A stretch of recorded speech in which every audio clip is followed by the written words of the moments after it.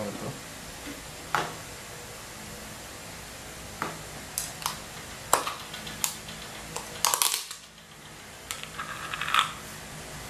Yan pa lang ako nababawas ko. Actually, konti pa lang ako nababawas ko. Ang dami ko na akong nalagyan. So, medyo tipid do siya. Depende din yung siguro sa gamit. So,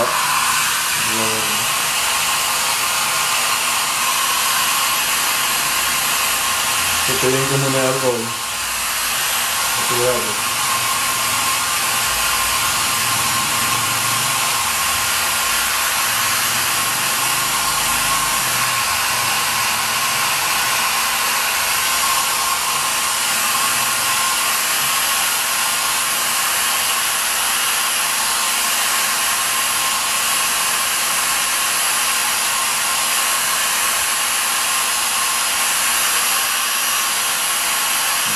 Inutan ko na siya.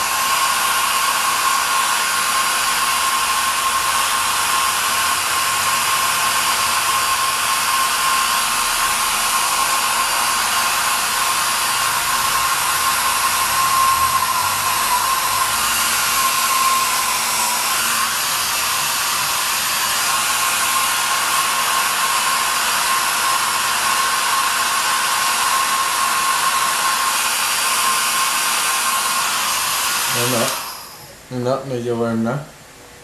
Warm na, hindi naman kailangan ng sobra talaga init. Hindi pa ko lang ulang brush ko. Konti lang ho. Kasi konti lang ho yan. Mapupunasan mo sa buho. Ganyan nyo lang ho. Para, kasi ho, madali ho siya mamuho. May kalat mo siya ng ayos agad.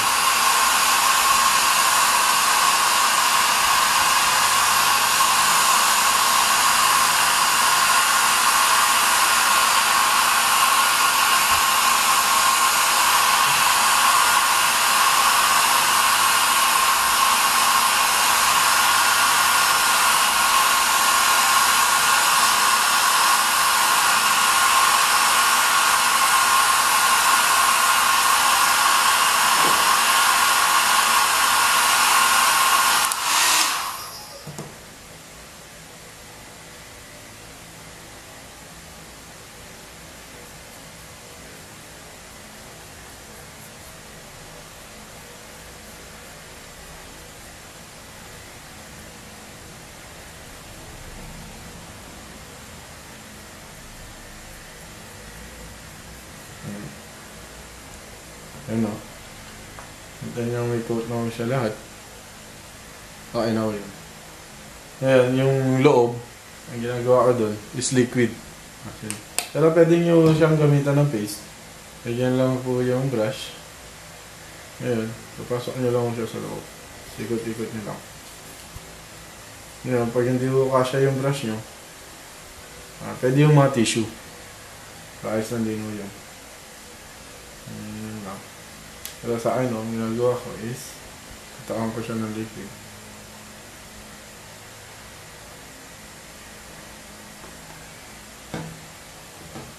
So, ikot-ikot.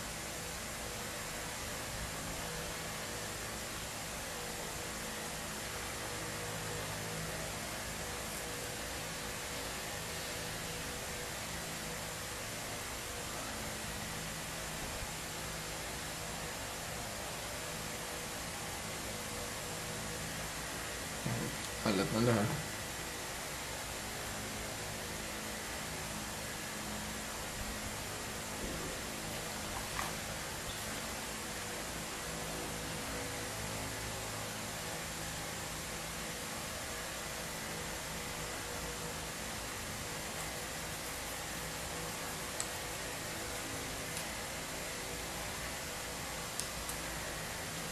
Ano siya?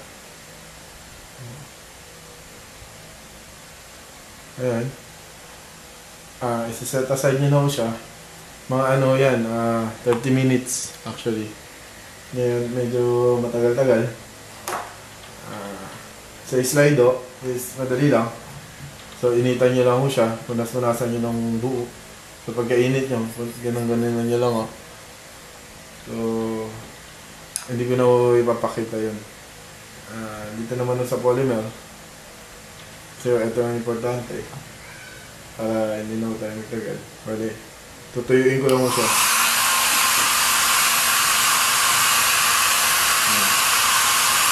Tandaan nyo, pag yung overheated yung polymer, siyempre, lalo na yung mga naninipis na ganito, mahirap na, baka matunaw.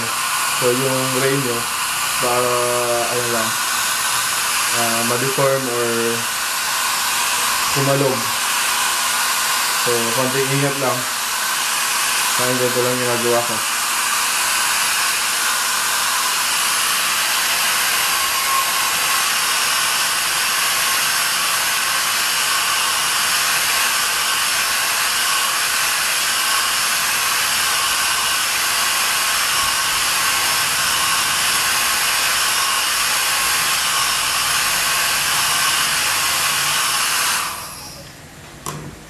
Ano lang o.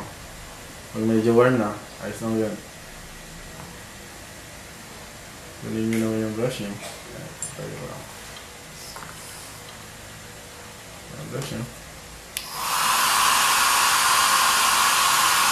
Kaya na konti. Kaya ito natin. Ano rin.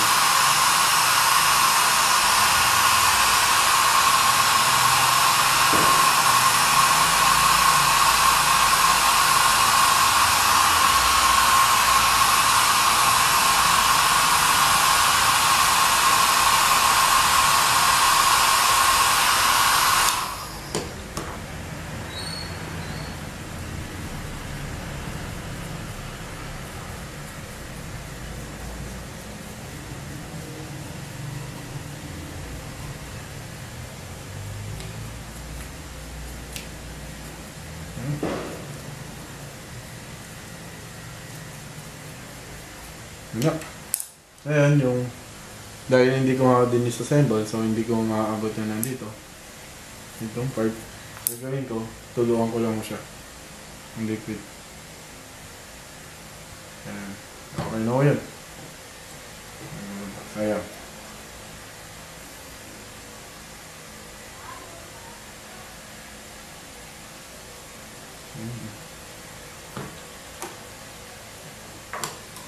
Kasi bublower ulit.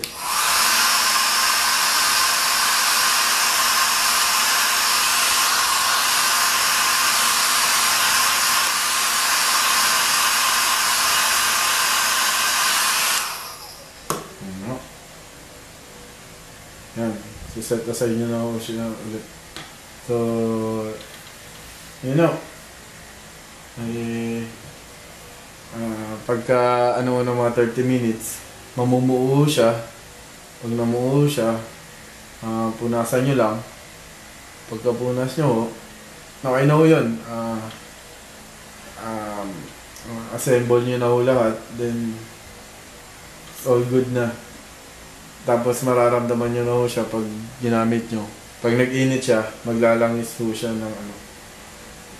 Hanggat nag-iinit ho siya, maglalangis siya. So, dito naman ho, ang ginawa ko dito sa okay. Round clear.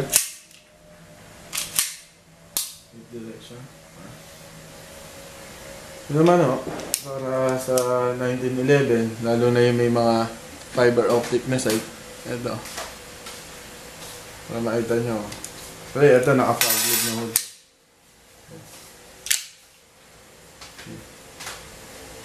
Yan pag kinasa ko, kasapa lang ho yun. Naglalangis na po siya.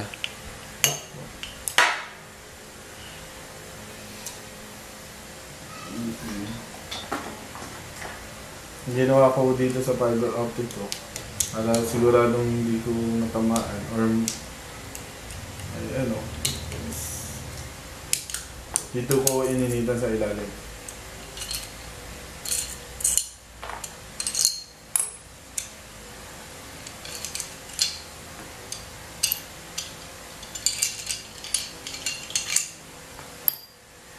Ito. Imbis na mo dito, kasi kahit dito, ayos lang. Wala naman akong problema. Huwag nyo lang akong pagtatagalin. Kaya, nakikita niya. Using the blower on the fiber optic. Pero para makasigurado, pwede nyo siya initan dito sa ilalim. Tapat nyo lang yung blower nyo rito. Kaya dito. Ganun pa rin naman o. Iinit pa rin yung bakal. Ayan o. Nakikita nyo, wala naman akong pinupunas sa plug loop. Pero pag iniinitan ko, lumalabas o yung mga langis sa mga gilid-gilid. Sa frame. Ganyan din o yung ano. Nangyayari o pag ginagamit nyo na yung tie-outs nyo. Lalabas o yung langis nyo sa loob.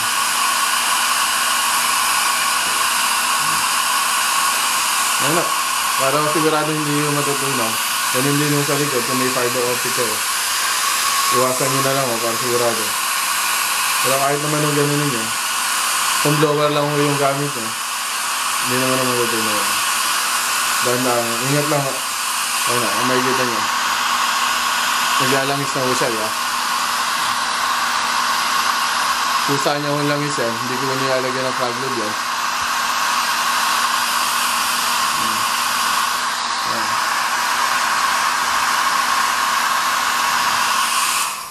So, yun po yung silbi niya. Pag umiinit siya,